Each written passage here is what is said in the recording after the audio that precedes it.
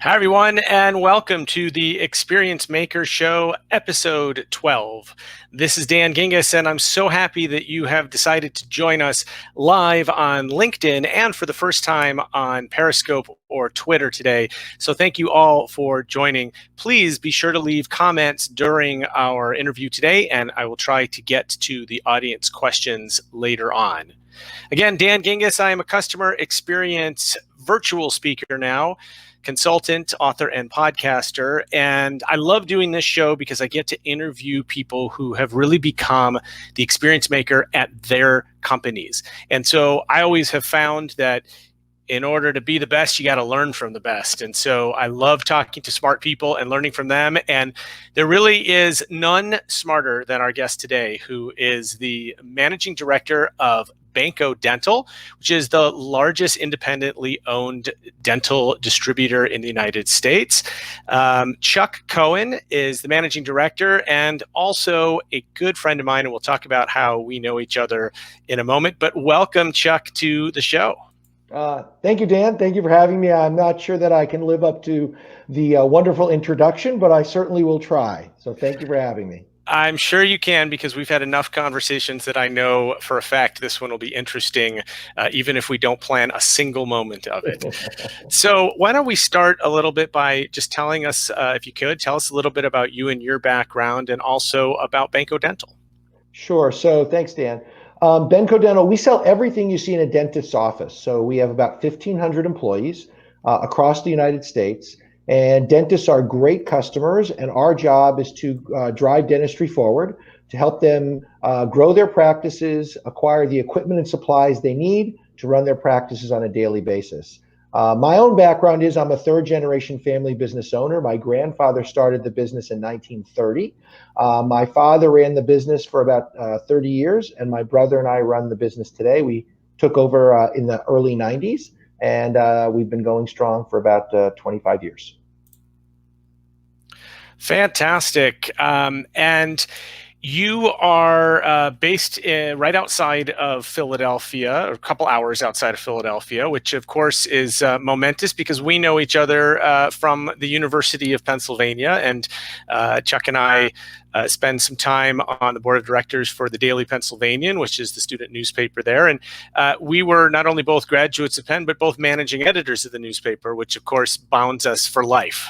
Indeed. The smartest people are always the managing editors. At least that's what we say. And certainly the ones that do all the work, right? So absolutely. That's also important. Also, I should say in full disclosure that we know each other because I've been helping out a little bit around the Benco offices, working as the interim director of brand and communications, and helping through what is a very difficult time right now, but we're going to talk about that in a minute, because I want to first talk about Benco Dental's approach to customer experience. And the company, I noticed immediately when I started meeting with employees there and with you, that it's such a customer-centric organization that really at least stood out to me. So tell me a little bit about sort of the vision of Benco from that perspective. Sure. So we tell everyone that our mission is to drive dentistry forward. I mentioned that before, but it's so important. One of the things that makes our market a bit unique, not unique 100%, but a bit unique, is we're one of the last businesses out there where the business owner is actually spending his or her own money. Our customers, by and large, about 80% of them are owner operators of very small businesses across the United States. So customer experience is everything. Our customer, we have purchasing people, and they're a little far removed, but we have to make sure that our customer experience is top notch, because our customers are the business owners, they're private business owners, and we need to make sure that they have a great experience for the money they're spending. Yeah, and I think, as we've seen in lots of other industries, customer experience can be that differentiator, right? You guys sell a lot of products and services that frankly other people sell as well. And so you have to stand out in a different way. And some of that comes from the interaction that they have with their sales reps, the people that they see every day. Some of it comes from the interactions they have when they call your customer service center. But also, your customers get a lot of contact from management, including your father quite often, I believe. Tell me about his role. So my dad is 84 years old. He is a legend in the business. And a few years ago, when we decided that it was time for us to do a transition, we identified Chief Customer Advocate as the perfect role for Larry. And it does make a big difference for the customers when they can get someone named Cohen on the phone, someone who's an owner, someone who can take their side and move mountains to get things done for customers. And it's been great. He gets calls all the time. Sometimes he ends up yelling at people within the organization saying, how could we not take care of this customer? And boy, oh boy, that really gets people's attention. But having Larry as the Chief Customer Advocate has been a terrific move for the organization and for our customers. That's awesome. And I love the family aspect of the business really comes out. I mean, it obviously comes out in the name, which is your grandfather, if I'm not mistaken, correct? My grandfather's name was Ben, and he named his own organization Benco. And ironically, my son's name is Ben also. So the tradition goes on. Well, another interesting thing we have in common, not to one up you at all, but both of my grandfathers were named Ben. Well, then there you go. You win. So, hey, we got that in common as well. Absolutely. So I'm going to try something new here. I'm working on a new software platform today, and hopefully this is going to work really well. But I'm going to show a video that Benco Dental put out. This is a couple years old, I think, but this talks about one of the key offerings that they have for dentists that I actually, thank you to your permission, have been including in some of my keynote presentations as a great example of being immersive, which is one of the 5 steps of my program on how to create remarkable experiences. And by immersive, what we mean is getting customers to feel the experience in their bones, to really feel it close up. And so I want to show this brief 2-minute video about the Centrepointe experience, and then Chuck, I'll have you come and explain it. Sure.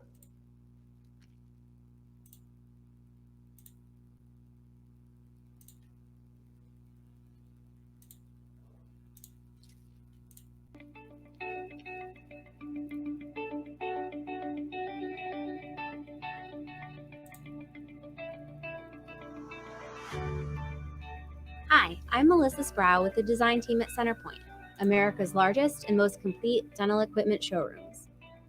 Here you will see the greatest selection of major equipment lines and categories, side by side under one roof. Staffed with the best dental designers in the business, our goal is to help you create a beautiful, functional, and productive office that communicates your brand and fits your budget.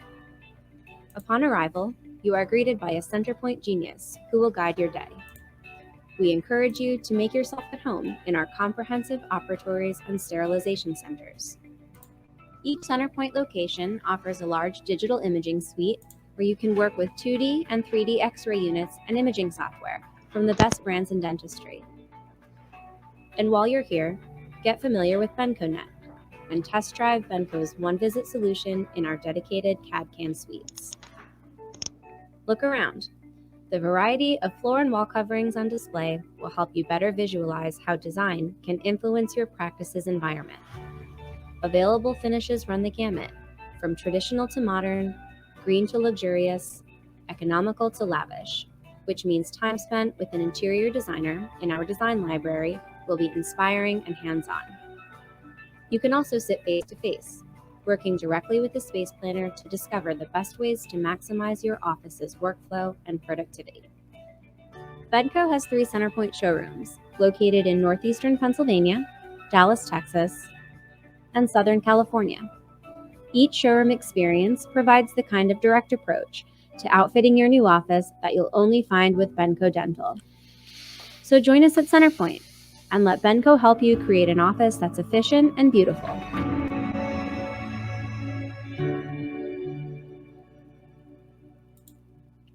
So before I pass this on to Chuck, I want to explain what I love about this. So the Centrepointe experience that's in northeastern Pennsylvania, which is the one that I have been to, has 24 different dental operatories. Now, for those that are uninitiated, the operatory is the room that you go in to get your teeth cleaned or to have a procedure done. And these aren't just pictures of operatories, and they're not just pretend operatories. They're actually fully functional operatories that have all of the equipment and supplies needed to perform dentistry. And so dentists come in and they look at these different operatories and they say, well, I really like this one because I'm left-handed and this really fits me well, or I like this one because I like the wall design better, or this particular piece of equipment is I'm more familiar with. It really, as I said, I used the word before, the word immersive. It really allows them to immerse themselves and feel like they're in their own dental office. So obviously that's part of the plan, Chuck. So tell us about how did the Centrepointe experience come about, and then what effect has it had on your business? So Dan, thanks for asking. So in about the mid 2000s, I went to a program at Hershey, and we had a great Inside the Boardroom was the name of the program, with the president and CEO of Hershey Foods. And for those of you who know, I mean, Hershey is one of the largest employers in Pennsylvania, certainly one of the most famous brands we have anywhere. And as I was walking around and we were learning from him, one of the things that came out loud and clear is that people come from around the world to Hershey, Pennsylvania, to learn how Hershey chocolate is made. And it's interesting because for those of you who have been on the tour, what you know is that you don't really see the factory where Hershey makes the chocolate. You see a representation. You sort of get on a ride that's like in Disney World. And it occurred to me that if people will come from around the world to see how Hershey Foods really doesn't even make their chocolate, maybe we could get dentists to come to Northeastern Pennsylvania prior to spending a lot of money on a new dental office to find out how they can equip and design that new facility. And so at the same time, we were considering and we were working on building a new headquarters for our own business. And then in 2010, those two ideas came together and we opened our first Centrepointe Experience showroom in Northeastern Pennsylvania. We had, at the time, the largest dental equipment showroom in the world, a lot of square feet, 25 operatories, a huge array of x-ray equipment. And in fact, the risk was, would dentists come and visit Northeastern Pennsylvania before they bought equipment? We had a backup plan in case they didn't, but it turns out they did, and it created an unbelievably strong stickiness with the customers, and the customers left very excited with what they had learned and really much more enthusiastic about the project they were going to start doing. So it's worked out great. And obviously, I don't want you to get into numbers or anything, but maybe just a ballpark of the people that come to experience this live, because you bring people in who aren't yet your customers. How many of them then decide to be your customer? So we think that dentists are pretty busy. So to get a dentist to come all the way to Northeastern Pennsylvania or now Dallas or Southern California and take 2 days out of their practice, they have to be fairly committed. And we figure over the year or two after their visit, we close about 75% of the deals of the doctors who come. Now, some of them who come don't end up doing a project. Most of them do. We try to set the bar very low, and we do pay for their visit. We pay for the visit with their salesperson. We pay for their salesperson as well. And what we've decided is it's a great investment, not just because we want to lock up the deal. Of course, you always want to make a sale. This is not a volunteer endeavor. But we also want to make them excited about the project they're doing. One thing about dentists is sometimes, as with everybody, but especially dentists, they're visual people, and they need to be able to see the project and see the various kinds of equipment and feel them and touch them and understand what's involved. And oftentimes they end up leaving thinking bigger and more expansive and more substantial than they did when they got there. They were thinking small. They come and they see and they get excited and they think bigger, and they're always happy that they did big, that they've invested the time and energy and the money. Well, and it's also important to note that this is a big investment when you're redoing your dental office, and perhaps not only is it a design project in terms of walls and floors and ceilings, but it's also potentially new equipment and all this. So this is a very large investment, and I think what makes so much sense about the investment you guys have made into this experience is that when people get to touch and feel it, they're going to have more confidence in this big purchase. Because let's face it, anytime we make a big purchase, could be a house, could be a car, could be a trip, the first thing that we feel, and any consumer feels, is buyer's remorse, right? Because you wonder, did I spend too much? Did I overpay? Should I have not done this? Should I have saved the money instead? And I think what you're doing is you're sort of heading off that buyer's remorse by almost leading them into it and gaining their confidence as they go along to say, yeah, this is what I need to do to grow my business. And sure, it's going to cost me a lot of money, but this is well worth it for me. Yeah, and I go one step farther. So one of the interesting things is when we built the showroom originally and we opened in 2010, we were thinking that the real the wow factor would be dentists who could come and see 25 different arrays of equipment and figure out which one they like better. They like brand A or brand B. It turns out that wasn't the sizzle, and nobody, including me, anticipated it at the time. The real sizzle was in the design. And that's something that we really didn't understand until we started bringing dentists in. And I'll give you a tangible example of that. So if you think about dentistry, and probably many of your listeners haven't, dentistry is a very physical profession, right? It's very hands-on, literally. You can't do it away from the patient. The patient sits down. Dentistry is a very physical action all day long. If you think about the kind of dentists, there are dentists who are female and they're 5 feet tall, and there are dentists who are 6'6" and male, and they have broad wingspans and they have long arms, and the geometry of practicing dentistry for a 5 foot tall person and a 6'6" person is very, very different. One of the most popular features that we have at Centerpointe is what we call the sandbox. And basically what it allows a dentist to do is to actually sit in a room next to a dental chair and array all of the other elements of the operatory in different places to find out where they want to place it. Where are they most comfortable working? How do they work most comfortably so they don't have to turn from left to right all day long? And once the dentist understands how to array the individual operatory, everything gets easier. But lots of times dentists don't do that investigation before they build it. They build an office, never having thought through that, and then for the rest of their career, they're bending more to one side or they're reaching too far to the other side. So the actual positioning, the design and the positioning at the dental chair has been an unexpected benefit of the entire Centerpointe experience.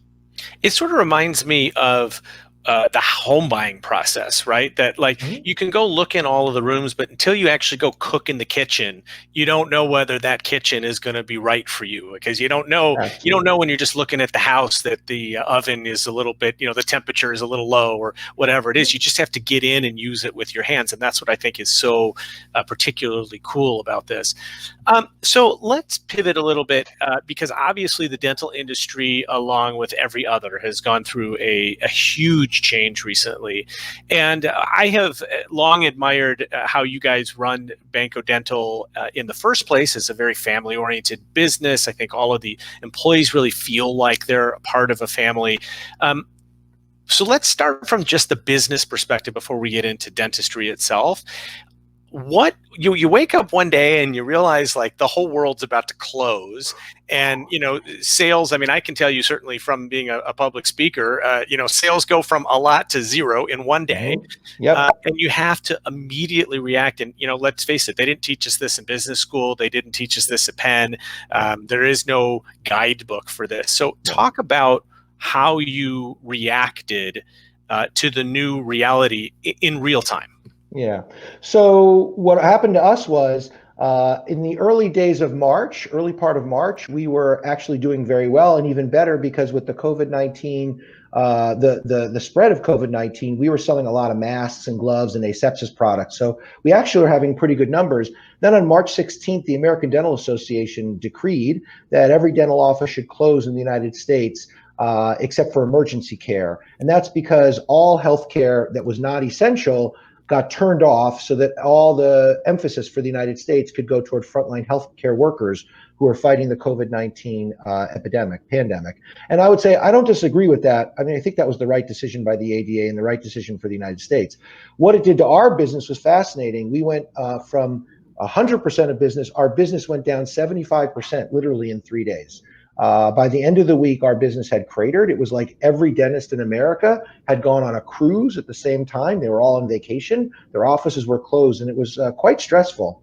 So the question is how you deal with it. And the first thing, and I think you mentioned it before, is how much credibility do you have with your people? And I really think at that moment in time was when we found out how much credibility we had with our own people, because we had to put a plan in place very quickly to drastically cut the expenses, cut the cash burn. I had no plan in a drawer for a business going down 75%. I don't think anyone does.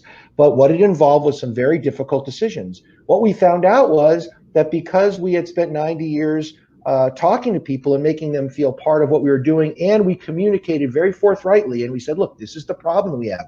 Our customers are closed. We need to make some difficult decisions, and we hope you're going to be there with us at the end. What we found out was that people really were. And it was one of the most inspiring moments of my professional career, finding out how much confidence our people had in us and how much they really want the business to succeed. Even though right now, several hundred of them are on furlough collecting unemployment checks, they still feel a part of the organization. And I think it goes back to the culture, and it goes back to the communication.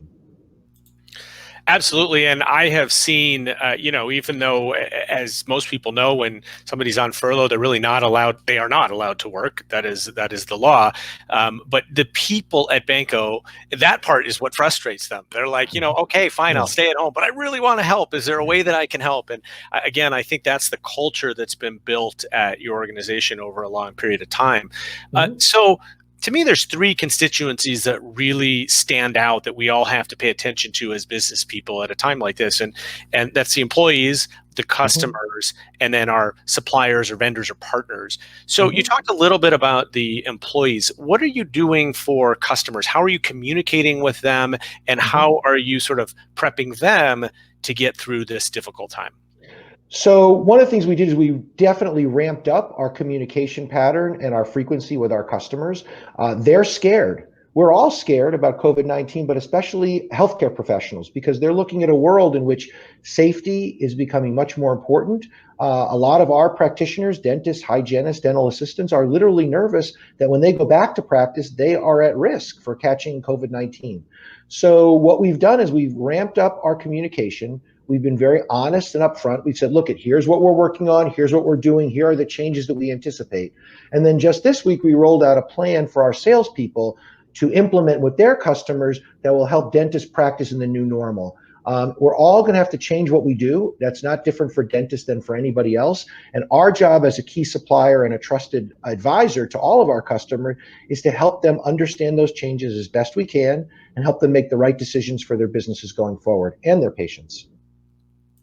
Yeah, it's a very interesting time because you've got most dentists are closed, and yet most of them are available in some way to people for emergencies. There's a question of what constitutes an emergency. I chipped my tooth the other day. I didn't bother calling the dentist because I'm assuming that doesn't count as an emergency, right? But one of the things that you've said that I've heard you say that I'd like you to expand on here is that you think that once we get through this, that dentists are going to face the opposite problem, which is that there's this huge backlog of people that have these little things like chipped teeth or that missed their appointments, their 6-month checkups, and that all of a sudden they're going to be faced with going from the opposite, right? Going from zero demand to going to huge amount of demand. Can you talk about how are you recommending that they even prepare for that?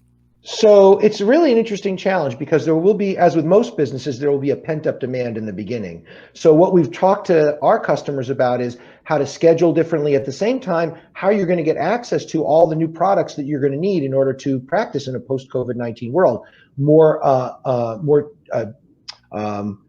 A higher level of PPE, personal protective equipment like masks and possibly disposable gowns and things. So the first thing is you got to get the right equipment so you can practice safely going forward. The second thing is you've got to get your team members to understand that dentistry is a safe place to be. There are a lot of staff members out there in dental practices who are nervous, as I mentioned before, about going back. And then finally, dentists are by nature entrepreneurial. So what can they do to get their patients into the chair? The fact is there will be patients in pain. They're going to come right away. And there will be patients who are not in pain. They're the ones who are going to have to be convinced to come back to the chair. So yeah, some of them will come back right away, but others, it's going to be a marketing game. It's going to be, how do we convince the patients that a dental office is safe? When we are living in a world where many people are scared to leave their own house, they're scared to get a table at a restaurant, they're scared to go to a movie, how do we make sure that patients feel safe when they make their appointment and then show up at the dental practice? And there's a lot of techniques that we're teaching so that dentists are ready going forward. Yeah, that's fascinating. So before we get into the third sort of leg of the stool, which is the suppliers, we do have a question from the audience. So I want to bring this in. Actually, it's from somebody who is one of my oldest friends in the world, Seth, and he says that he works for a large medical nonprofit. He's interested in the use of leadership to make people feel heard. We sometimes have mass emails drafted as if they were sent directly by executives, but we'd love to do more. The challenge is we don't have a Larry available, and our executives don't have time to directly engage.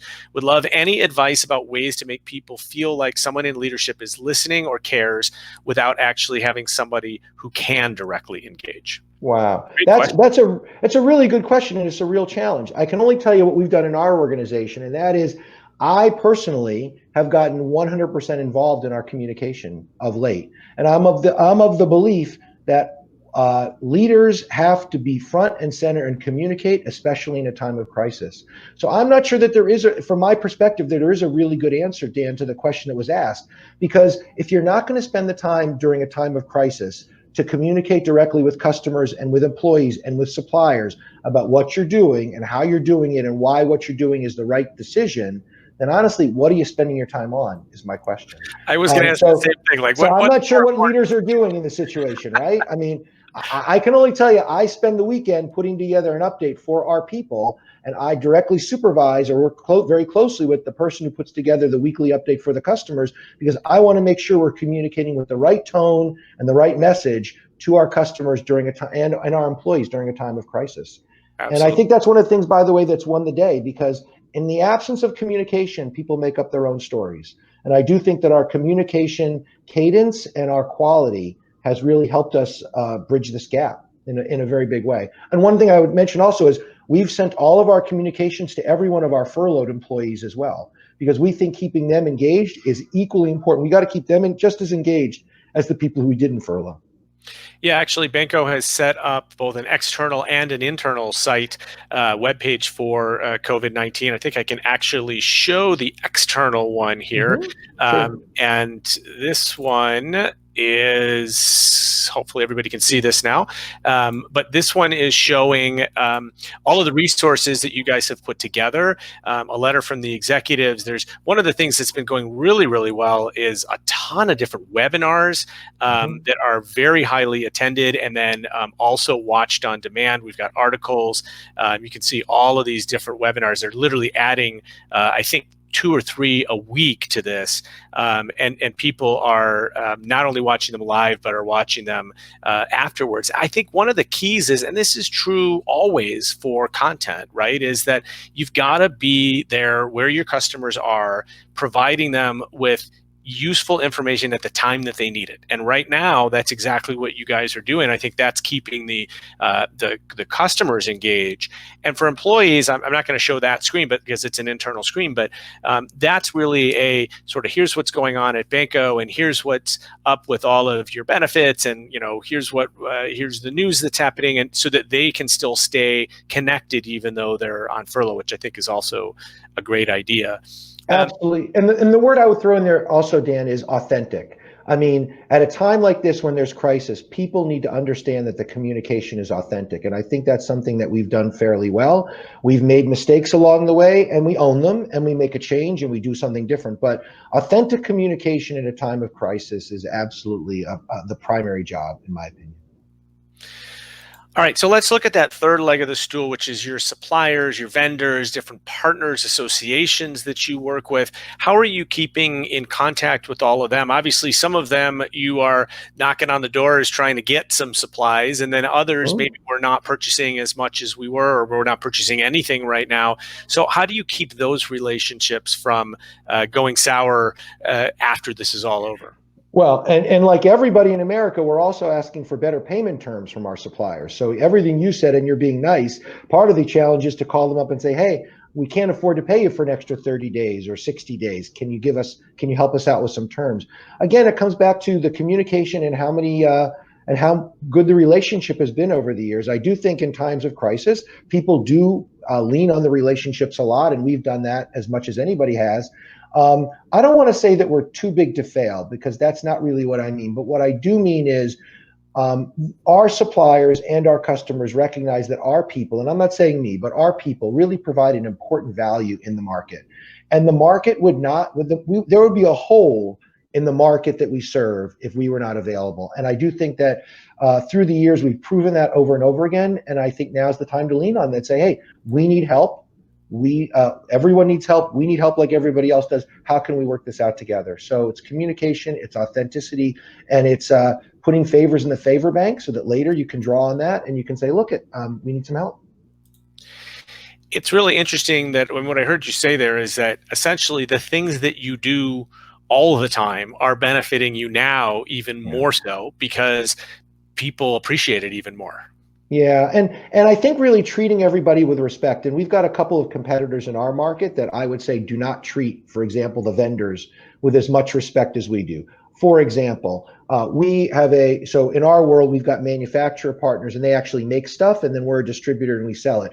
One of our requirements, at least up until this crisis hit, was that our salespeople get in the car and ride with the manufacturer's reps so that the manufacturer's reps can introduce new products to the dentist. That's something that we require. So no sales rep at Benco goes through a few months period of time without getting in the car with a manufacturer's rep. We just think that's part of the way we do business. Our competitors don't do that like we do. And I think that has built up a lot of goodwill and a lot of partnering feelings over the last few years, decades. And now when we come and we ask for a favor, we think we are more likely to get it. Whereas some of our competitors that treat the vendors with a little less respect may not get the same answer that we would get. Yeah, that's fascinating. So I want to pivot again to a different part of your life as well, which probably is also affected, and that is that you are a philanthropist, and you are on a number of boards, including the board that we're on together. And I know that there's the Benco Family Foundation. So tell me about how all of this is affecting that world. Oh, in such a big way. Every nonprofit in America, and this is not a big statement, I think everyone gets it, every nonprofit is going to have challenges going forward. At the same time, the question is really, what do nonprofits need? This is my view. What do nonprofits need in order to get through this crisis? And the obvious answer is they need money. But honestly, the nonprofits are going to get money from the federal government, from the PPP program, and other places. I think going forward, where we as executives can be the most helpful is by offering our time and our expertise. And that's really where I've had to spend a bunch of time lately, is how can we as executives not just write a check, because writing a check is basic. How do we get involved on the board level, on the leadership level, to make sure these organizations get the wisdom and knowledge that they need in order to get through this crisis? I found that to be very satisfying, and I found the nonprofits that I work with to be very appreciative of that. And I would encourage everyone to get involved beyond just, if you have the capacity to write a check, that's great. But if you have the capacity to share your time, your knowledge, your wisdom, your experience, I have found that that's much more important. Yeah, I think, the board that we serve on, the Daily Pennsylvanian, it's been fascinating to watch because, here's students that, as it is, it's tough to run an organization that is student-led, and now they're spread literally all over the world, and they're in an industry that, is been hurting anyway, which is the journalism media industry. Although I did make the joke, I think at our last meeting, that if you think journalism is bad, try being a public speaker. Right? That's true. It's true. It's always what you compare it to, right? It's true. But I've been really impressed just to watch and see, just like at Benco, it's fascinating that a crisis can really bring out innovation because you're almost forced into it, right? I mean, they're not printing a newspaper anymore, and you know what? Maybe not ever again, because the new reality may be it's just not needed anymore because we're all used to it. We've now made that transition completely to digital. And I think that, for those listening, no matter what industry you're in, I think this is a time to really take a step back, think about, what is it that you do and that you do really well, and what should change right now so that you can be prepared in this post-COVID-19 world, which is going to be a world that is really changed forever. I mean, if nothing is going to work the same way that it did before. One of the things that I think, for example, is going to happen for sure is that so many employees have gotten used to working from home. And I've heard, it was in a meeting earlier today, Chuck, where people were saying that they're communicating more with their teams now than they were when they were all in the same office together, because now you kind of have to, you're forced into it. And I think one of the things that companies are going to find is that, even the ones that were sort of anti-work from home are going to be now used to this, and they're going to realize, wow, we got a lot done. Maybe we got even more done. Maybe this is a better setup. By the way, why are we paying all this rent for our building? And, do we really need to keep doing that? So I think these are the kinds of questions, although they're extremely difficult, these are the kinds of questions that we have to ask ourselves right now, because whenever we're behind this, what we know is that nothing will be exactly the same. Would you agree? Yeah, whenever there's a crisis, nothing is exactly the same. There's no question. And I agree with you. We all have to rethink what we're doing. And I think, to go back to where we started just a few minutes ago, the one thing I've observed is, whether you're a nonprofit organization or a for-profit organization, you have to provide value to somebody. And those organizations that truly understand the value that they provide, and they do more of the things that provide value to some constituency, and they do less of the things that don't add value, they're the ones who are going to win. And I do think that that's true whether you're a 501c3 or a local club or a for-profit business. These are all just terms. The most important thing is understanding the value that you provide. And one thing that comes out of a crisis like this one is, you have to get really granular about the value you provide, and most importantly, to whom you're providing that value. Who is your group of constituents? Why do they value what you do? And then what can you do to make sure that we do less of the things that don't add value and more of the things that do add value? Absolutely. I always talk about eliminating the customer pain points, because that's one of the things that makes people leave. We know, we've all seen the statistics that customers will leave after even one bad experience. That's how fragile a relationship is. And so anytime you've got barriers or pain points that you can remove, by the way, this is a great time to go find those and remove them while you might not be working on other things. And then the other half of it is really, how do you find, I like to talk about going from ordinary to extraordinary. How do you take an experience that is, as our millennial friends would call, meh, and make it into something that is worth sharing? And the good news for most companies is that so few organizations provide experiences that are worth sharing on a positive end, that when you do create something that is just a little bit better than ordinary, it really stands out in comparison to every other experience that consumers or B2B customers have had.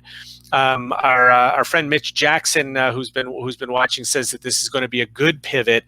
He doesn't want things to be the same after COVID-19, which I think is good. And then we got a question from somebody. I won't use any last names, but I think you may know this person. Her name's Donna. You may be familiar with her. And she says, or she asks, what new technologies in the industry do you think will emerge as a result of this crisis, and how will it affect customers? Yeah.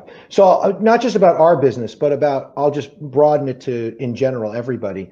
I think what's going to come out of this specific crisis is more of an emphasis on safety and feeling healthy, and making sure that you feel like wherever you are, as a consumer, as an employee, as a user, as a driver, wherever you are, you feel safe. And I do think that if you go and take Maslow's pyramid, right? The famous hierarchy of needs, right? At the bottom of the list, the base of the pyramid is physiological needs, right? Like, do I have enough sleep? Do I have enough food? Do I have enough shelter, right? So that's the basic. Number one above that is safety. And honestly, in the United States of America, for most of us, it's been a long time since we had any reason to question this idea of safety. There are people around the world who question their safety every day. They're living in a war zone. They have all these basic issues. In the United States of America, I don't think most of us have thought much about safety in a long time. And whether it's in the dental chair or whether it's at a store, wherever you are, I do think there's going to be a bigger emphasis in the short term, and maybe even the long term, over individual safety. And I think that's a game changer. And that's something, honestly, that every organization has to think about going forward. What do I need to do to make my employees, my vendors, my customers feel safe when they do a transaction with us?